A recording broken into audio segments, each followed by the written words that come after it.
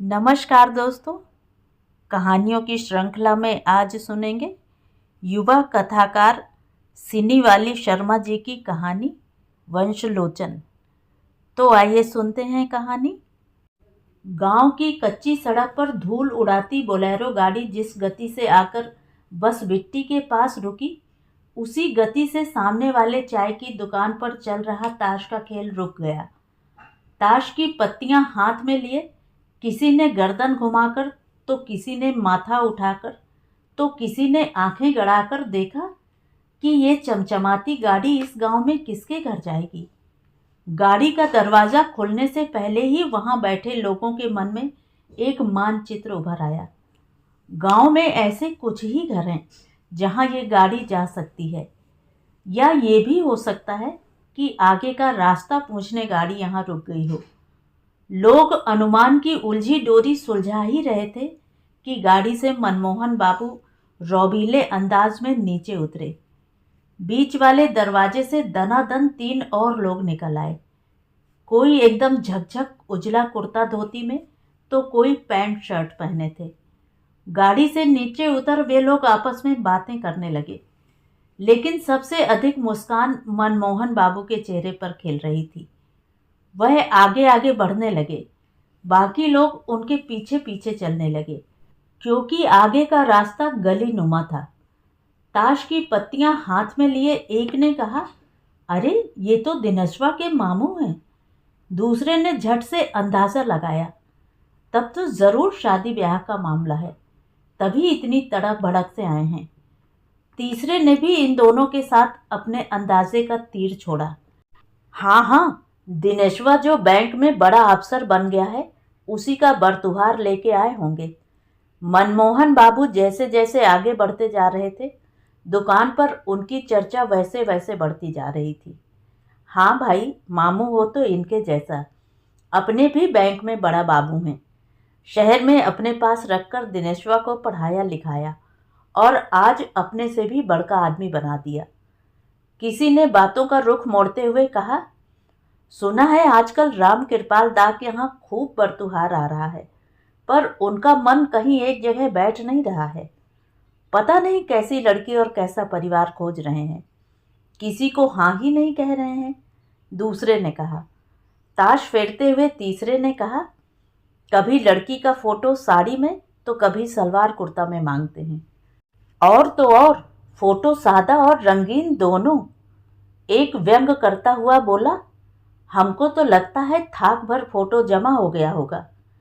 किसी और ने कहा, अभी नौकरी लगे 6 महीने भी नहीं हुआ है, पर बड़तुहार है कि नाक में दम किए रहता है राम कृपाल दा के।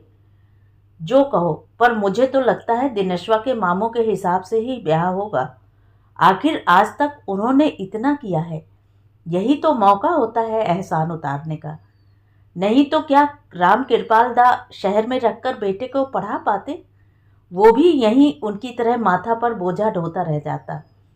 वहां बैठे लोग ताश के पत्तों की तरह बात भी फेरने लगे। गली कुच्ची से होते हुए मनमोहन बाबू अपनी बहन के घर पहुंच गए। खपरेल दरवाजा, जहां 8-10 लोगों के बैठने भर की जगह थी। 4 हाथ हटकर सामने गाय नाद के पास बैठी जुगाली कर रही थी। ठीक उसके बगल में बछिया पूंछ से मक्खियां उड़ा रही थी। मनमोहन बाबू 1-2 सीढ़ी चढ़कर दरवाजे पर पहुंच गए। गौर से मुआयना किया। चौकी पर बिछावन लगा था और उस पर भागलपुरी चादर बिछी थी। बगल में 2-3 लकड़ी की पुरानी और प्लास्टिक की 4 नई कुर्सियां रखी थी। थोड़ी राहत हुई। चलो कम से कम बिछावन तो लगा है, नहीं तो वर्षों पुरानी ये चौकी अपनी कहानी बताने लगती। उसी चौड़े मुस्कान से जो उन्होंने अभी तक अपने चेहरे पर टिकाए थे, साथ आए लोगों को बैठने को कहा और खुद घर के भीतर पर्दा उठाकर चले गए। भीतर पहुंचते ही सबसे पहले उनकी नज़र अपनी बहन सुमित्रा पर गई। कुछ महीनों में ही उसका चेहरा बदल गया था। खुशी रंग रूप बदल देती है, पर घर के चारों तरफ देखकर मन ही मन सोचा, इसका रूप बदलने में अभी थोड़ा समय लगेगा। सुमित्रा हालचाल पूछने के बाद चाय बनाने की तैयारी करती हुई बोली, दादा आप तो कल आने वाले थे, हम तो। वो बीच में ही बोल पड़े, हाँ कल आता, छुट्टी थी, पर बेटी के बाप को कितनी हड़बड़ी रहती है, तुम तो समझ ही सकती हो। पर सुमित्रा के चेहरे पर यह सुनकर कोई खास खुशी नहीं आई। वह खौलते चाय में इलायची पीसकर डालने लगी। चाय के साथ वही दाल मोठ बिस्कुट मत भेज देना, अब ये सब नहीं चलता है। चाय नाश्ते से भी लोग घर परिवार का अंदाज़ा लगा लेते हैं। मैं अपने साथ मिठाई और कुछ नमकीन लेता आया हूँ, मनमोहन बाबू सलाह देते हुए बोले। सुमित्रा बातों को आगे बढ़ाते हुए बोली, दादा हम तो बरतुहार से थक गए हैं। अभी 6 महीने भी नहीं हुआ है कि रोज कोई ना कोई आ ही जाता है, और वह है कि उन्हें कुछ पसंद ही नहीं आता है। पता नहीं कैसी बहू लाना चाहते हैं, बस यही कहते रहते हैं, एक ही बेटा है। ऐसी बहू उतारेंगे वैसी पूरे गांव में नहीं आई होगी, और लोग आंखें फाड़ते देखते रह जाएंगे। मनमोहन बाबू को 100% लगा कि तब तो वह उसी लड़की का रिश्ता लाए हैं जिसे राम कृपाल बाबू अब तक ढूंढ रहे थे।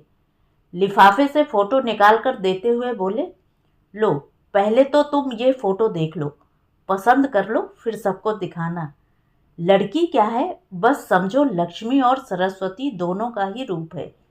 इसके पिताजी मेरे ही साथ बैंक में हैं, बचपन से ही देखा है इसे, अभी एमए कर रही है। माँ नहीं है बेचारी की, पूरा घर यही संभालती है।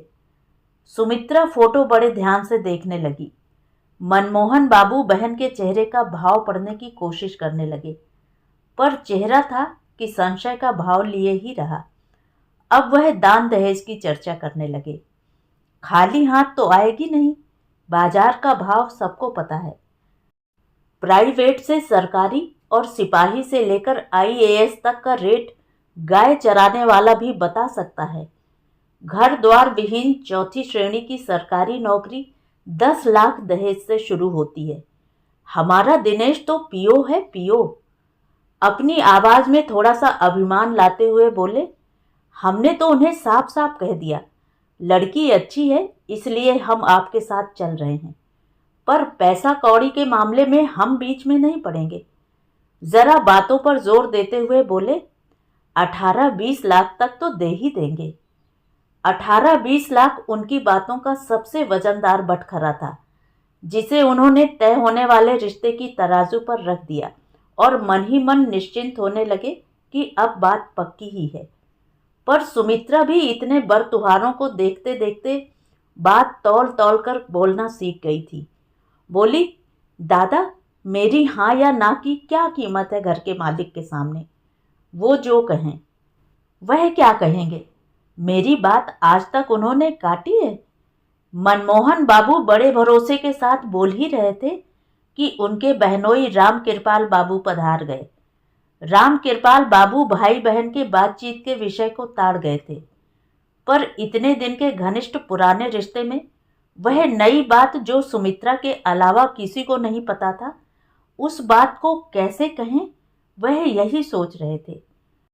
बहनोई की कुछ देर की चुप्पी से मनमोहन बाबू के मन में शंका के अंकुर फूटने ही लगे थे कि राम कृपाल बाबू बोले, हम आपसे बाहर थोड़े ही हैं, आज जो भी है सब आपका ही दिया है। आपके पास ही रहकर आज दिनेश बड़का आदमी बन गया।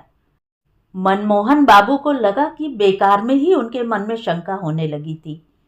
अभी वह सशंकित मन को समझा ही रहे थे कि राम कृपाल बाबू जरा नरम आवाज में बोले, वह क्या है कि अब तो बीए एमए पास तो गांव टोले में बहुत सी लड़कियां आ गई हैं। ये अलग बात है कि कोई घर बैठे ही डिग्री ले लेती है और कोई पढ़ाई करके, पर कहलाती तो सभी एमए बीए पास ही हैं। मनमोहन बाबू के मन में इस बार शंका के अंकुर फूट ही गए। अब वह बहनोई के बातों की नब्ज थामने लगे। थोड़ा झुंझलाते हुए बोले, तो फिर कैसी लड़की लाना चाहते हैं, कहीं नौकरिया तो नहीं? ये प्रश्न राम कृपाल बाबू के चेहरे पर ठहर सा गया। वह हाँ ना कुछ नहीं बोले, पर कहते हैं ना, मौनम सहमति लक्षणम, यहाँ वही हो गया। मनमोहन बाबू ने लड़की वालों के सामने अपना बखान कुछ इस तरह किया था, कि लड़का उनकी बहन का नहीं, उनका ही है और ब्याह के कर्ता धर्ता वही हैं। सो लड़की वाले भी इत्मीनान से थे। पर यहाँ तो बात ही उल्टी हो गई। ये बात ध्यान में आते ही मनमोहन बाबू थोड़ा गुस्से में आ गए और बोले, अरे कहिए, कुछ तो बताइए, कहीं तो मन स्थिर किया ही होगा। बहन बहनोई दोनों को असमंजस की स्थिति में देखकर उन्हें अंदाजा लग गया कि शादी की बात कहीं आगे बढ़ गई है। सुमित्रा वहां से उठकर अपने काम के बहाने चली गई। मनमोहन बाबू रिश्ते के बदलते रूप को देख रहे थे और सोच रहे थे, अच्छा और बुरा समय अपने साथ कई बदलाव लेकर आता है। ब्याह का मौसम शुरू होते ही सभी यही चर्चा करने लगते हैं कि किस घर में बेटी ब्याह के लायक हो गई, किस घर के लड़के की उम्र निकली जा रही है। पर सबसे अधिक चोट इसी बात पर रहती है कि फला लड़के का बर त्योहार क्यों नहीं आ रहा। लेकिन यहाँ सभी उन बातों को छोड़ इस बात पर चर्चा कर रहे हैं कि आखिर राम कृपाल दा के यहाँ इतने बड़े आदमी अपनी बेटी ब्याहने को तैयार कैसे हो गए। जो भगवान में भरोसा करते थे उन्होंने मान लिया, जोड़ी भगवान ऊपर ही बना देता है। तो कुछ लोग मानते थे कि हो न हो लड़का लड़की में पहले से ही प्रेम उरेम रहा होगा, नहीं तो वहीं जो विरोधी पक्ष के थे उनका मत साफ था कि लड़की में ही कोई खोट होगा, तभी यहाँ मुंह छुपाने चले आए हैं। पर सबको इस बात का अचरज जरूर हो रहा था कि आखिर गोबर में पदुम कैसे फूट गया। आजकल राम कृपाल बाबू का चाल ढाल भी बदल गया है। पहले जहां सुबह शाम उठना बैठना होता था वहां अब कम ही नजर आते हैं। अब वह अधिकतर गांव के मुखिया, सरपंच और प्रतिष्ठित लोगों के दरवाजे पर देखे जाने लगे हैं। मतलब साफ है कि अब वह अपने को उन्हीं के स्तर का समझने लगे हैं। इधर इनका चाल ढाल बदला, उधर लोगों के देह की नोचनी बढ़ गई। एक दिन राम कृपाल बाबू शिवनाथ मास्टर साहब के यहाँ से सांझ को लौट रहे थे कि रास्ते में शंकर मिल गया। कुछ समय पहले तक शंकर और इनका खैनी से लेकर भांग पीने तक का याराना था। पर बेटे की नौकरी और खासकर जब से ब्याह तय हुआ, राम कृपाल बाबू शंकर के लिए दूज का चांद हो गए। शंकर उनको देखते ही बोला, की हो दादा, बहुत दिनों बाद आपके दर्शन हुए। क्या कहूँ, बेटे का ब्याह क्या कर रहा हूँ, लगता है पैर में पहिया लग गया है, फुर्सत ही नहीं मिलती। यहाँ भी राम कृपाल बाबू बेटे के ब्याह की चर्चा का मौका छोड़ना नहीं चाह रहे थे। शंकर भी जताना चाह रहा था कि वह भी खबर रखता है। बोला, सुना है रिश्ता बहुत बड़े परिवार में हो रहा है। ये सुनते ही राम कृपाल बाबू का चमकता मुखमंडल और दैदीप्यमान हो गया। हाँ हाँ, अगले पूर्णिमा को ही ब्याह है। हमने तो सपने में भी नहीं सोचा था कि इतने बड़े घर की बेटी हमारे घर आएगी। चर्चा तो पूरे गांव में है। खूब गोदी में खिलाया है दिनेशवा को। अब बहू के हाथ का पकवान खाने का दिन आ गया। शंकर उत्साहित होकर बोला। राम कृपाल बाबू अपनी गर्दन जरा अकड़ाते हुए बोले, खिलाती, जरूर खिलाती, पर उसे समय कहाँ है। नौकरी करती है, हजारों कमाती है, बाप भी बड़ा अफसर है। उनके यहाँ तो खाना बनाने वाला अलग से है, वह क्या खाना बनाएगी। राम कृपाल बाबू के बोलने का ढंग शंकर को अच्छा नहीं लगा। वह बस इतना ही बोला, तब तो बड़े घर की बेटी आ रही है, वंश सुधर जाएगा, वही समझो। कहते हुए राम कृपाल बाबू हवा में झूमते हुए चल दिए। शादी में कुछ ही दिन बचे थे। तैयारी है कि पूरी ही नहीं होती। 3 कमरों के पक्के मकान को नया रूप दिया जा रहा था। वैसे तो वह नया घर बना लेते, पर समय की कमी के कारण पुराने मकान को ही नया रूप दिया जा रहा था। अब पैसों की भी कोई कमी नहीं थी। उम्मीद से अधिक बिना मुंह खोले ही लड़की वालों ने इतना जो दे दिया था। राम कृपाल बाबू सोच रहे थे कि बहू तो कभी कभी ही आएगी यहाँ, इसलिए नया घर शादी ब्याह के बाद आराम से बनवाएंगे। इनके आंगन में और भी हिस्सेदार थे, उनकी बहुएं थीं, पर सबके सब मैट्रिक या उसके नीचे तक ही पढ़ी थीं। उन बहुओं को बोलने बाजने का तरीका भी नहीं पता था। न बाल बच्चों को ढंग से पालना पोसना ही जानती थी। कटोरे में दाल भात परोस देती। क्या सोचेगी ऐसा परिवार देखकर। पर कुछ ही दिनों की तो बात है, दूसरी बार बहू नए घर में ही आएगी। उन्होंने मन ही मन तय कर लिया था, पर शादी में बहू के रहने लायक घर तो रहना ही चाहिए।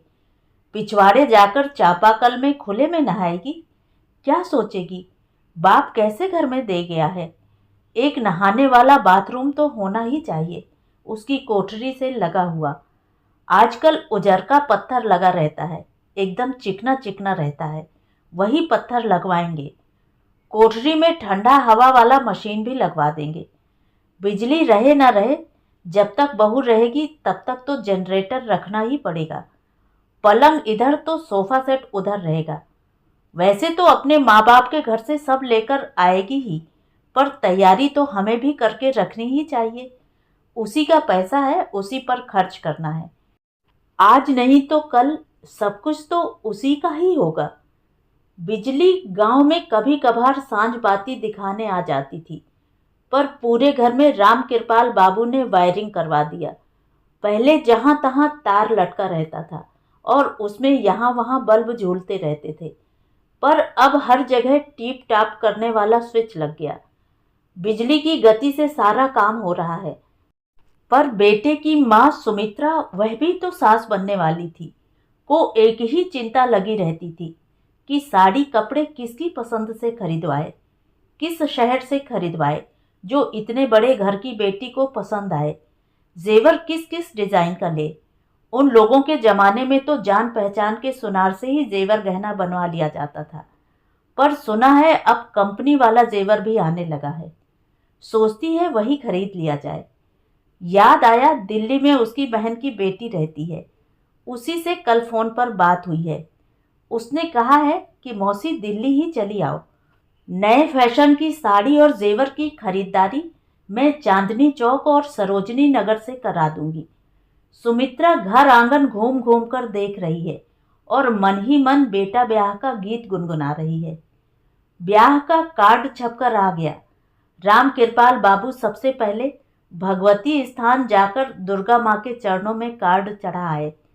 फिर नाई को गांव के उन लोगों को कार्ड पहुंचाने के लिए कहा जो गांव के क्रीम लोग या प्रतिष्ठित लोग हैं। मन ही मन पति पत्नी ने तय कर लिया था कि उतने बड़े घर में बारात लेकर जाएंगे तो गांव के गिने चुने लोगों को ही ले जाएंगे, क्योंकि बारातियों के उठने बैठने कपड़े लत्ते के ढंग से इनकी भी इज्जत लड़की वालों की तरफ बढ़ेगी। जूता चप्पल तक देखा जाता है कि कैसा पहन कर आए हैं। बाकी लोगों को तिलक वाले दिन भोज भात खिला देंगे और कह देंगे इतनी दूर इतने लोगों को ले जाना संभव नहीं हो पाएगा। बेटा अगर बैंक में अफसर नहीं बनता तो आज ये सुख नसीब नहीं होता कि इतने बड़े घर से रिश्ता जोड़कर हम गांव समाज नाते रिश्तेदारों के बीच छाती चौड़ी कर पाते। नहीं तो आज तक तो हम इनके बराबर नहीं थे। पर सुमित्रा की बातें भी बार बार उनके मन में घूमती ही रहती थी कि शादी ब्याह तो बराबर वालों के साथ होता है। हो न हो, कोई बात जरूर है, नहीं तो वह हमारे घर क्यों आते अपनी बेटी देने। हम तो उनके आगे कहीं नहीं ठहरते। इनके मन में भी ये बात खटकती जरूर थी कि कहीं लड़की में कोई खोट तो नहीं, या फिर कहीं कुछ। पर मन को ये कहकर समझा देते कि इतना बढ़िया मौका छोड़ना भी तो समझदारी नहीं है। गांव समाज में जो इज्जत मिल रही है वह तो है ही, इसके साथ एक और बड़ा लोभ छिपा था कि इसी बहाने वंश सुधर जाएगा। इतने बड़े घर की बेटी है, बाल बच्चों पर भी असर पड़ेगा ही, और वंश सुधारने के लिए बहुत कुछ करना पड़ता है। हालांकि दिनेश इस शादी के लिए आसानी से तो तैयार नहीं हुआ, पर समझाने बुझाने और वंश के नाम पर वह तैयार हो गया था। राम कृपाल बाबू आखिर हैं तो बेटे के बाप ही। कभी कभी ये सोचकर भी चिंतित हो जाते हैं कि बहू बेटे पर शासन न करने लगे, पति वाला सम्मान न दे। बड़े घर की बेटी है और ऊपर से नौकरियां है, पर इसे बेकार की चिंता कह तुरंत दिमाग से निकाल भी देते, ये सोचकर कि जहां इतना सब कुछ मिल रहा था वहां एक आंख तो बंद करना ही पड़ता है। परसों ही तिलक है, तैयारी में कोई कसर नहीं रहनी चाहिए। बाहर बेटे के पिता और घर के भीतर बेटे की माँ के पैर जमीन पर नहीं पड़ रहे।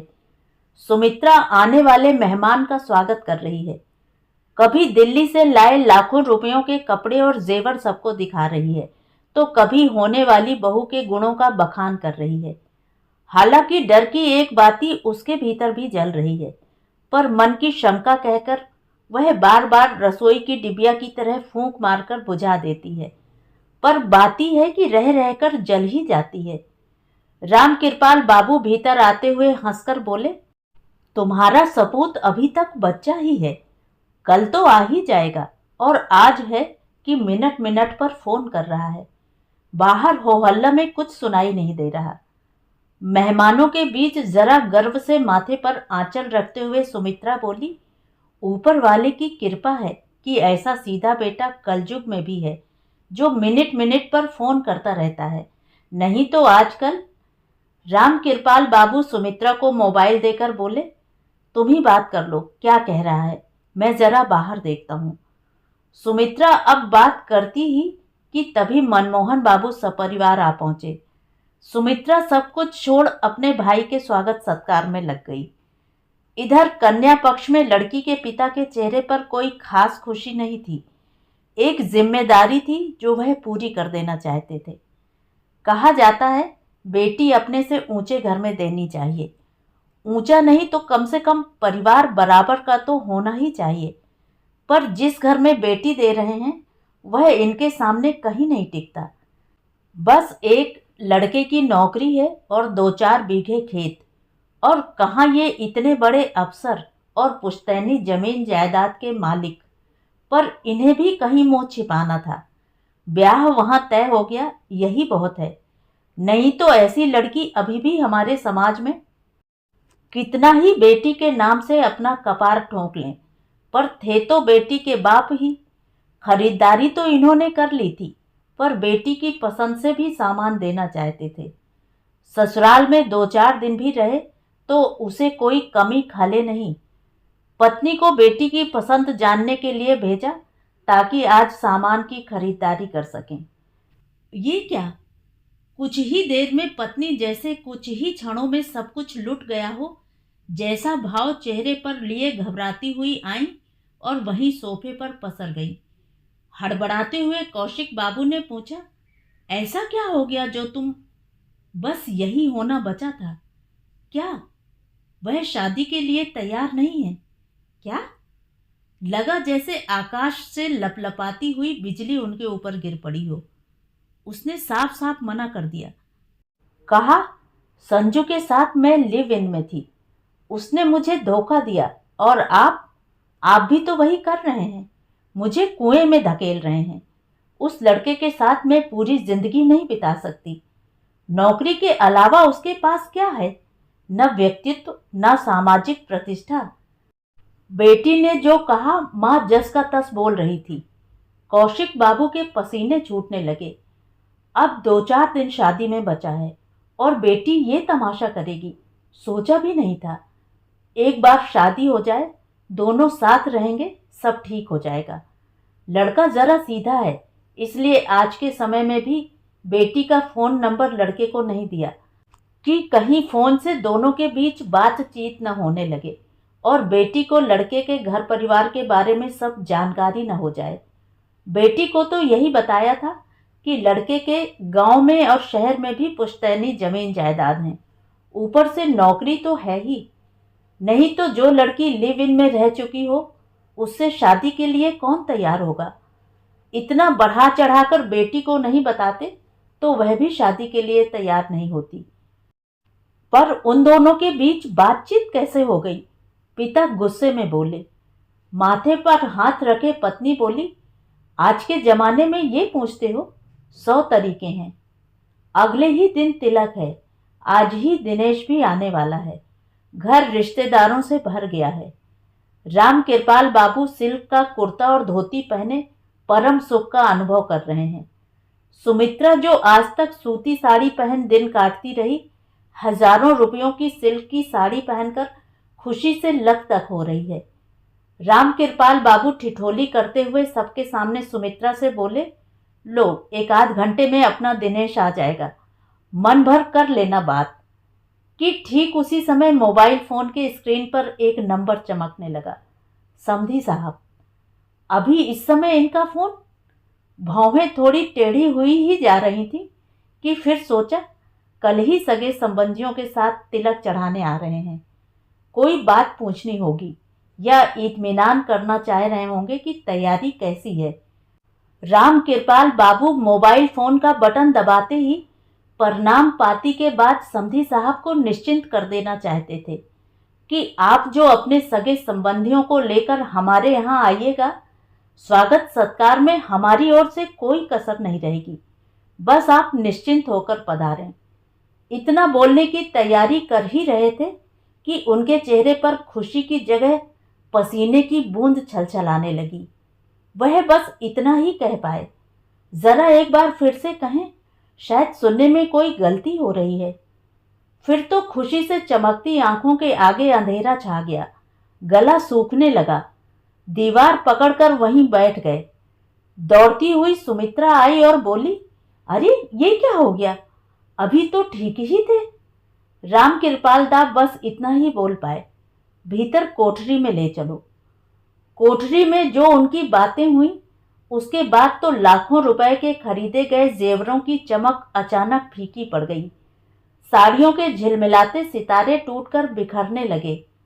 भंडार से उड़ रही मिठाई की सुगंध वहीं स्थिर हो गई और सगे संबंधियों के कानों में भी बात चली गई। मनमोहन बाबू अपने बहनोई के चेहरे पर पानी के छींटे मार रहे थे।